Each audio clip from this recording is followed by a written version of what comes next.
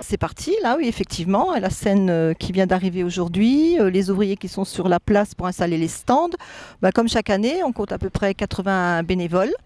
Donc, ils sont en route depuis ce matin tôt. En amont, il y a eu aussi du travail, des bénévoles qui ont déjà commencé à organiser ce festival. Chacun à son poste, des gens qui sont sur la place, des gens qui sont aux sociaux et puis d'autres qui s'occupent d'installer les loges dans la Mandela.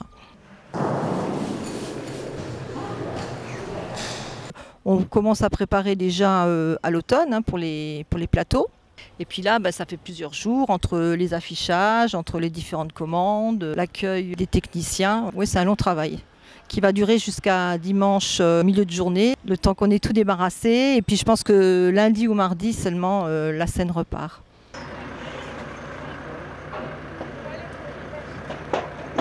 La soirée de vendredi, elle est axée sur le rap. Et samedi soir, ce sera une soirée rock.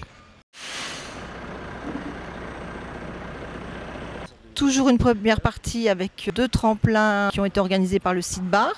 On a sélectionné 2 groupes pour vendredi, bobines de cuivre et des tracks. On fera également jouer les 3F. Donc les 3F ne sont pas passés par le tremplin. C'est un peu un cadeau qu'on leur fait puisque ce sont des Algrangeois et qu'ils enregistrent du rap.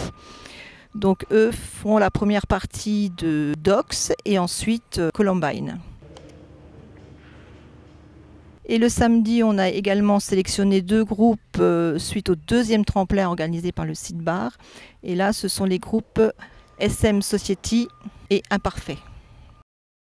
Et puis les têtes d'affiche de samedi, donc là la publicité est partie, donc on a les Tagada Jones, No One is Innocent et puis Ultra Vomit.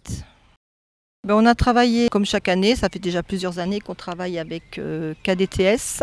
Donc KDTS maintenant ils sont implantés en France et on travaille avec Guillaume et Jean-Serge et c'est surtout Guillaume qui a le contact avec les agents des artistes et puis qui nous propose ce genre d'artistes. Il sait vraiment ce qui marche bien à l'heure actuelle.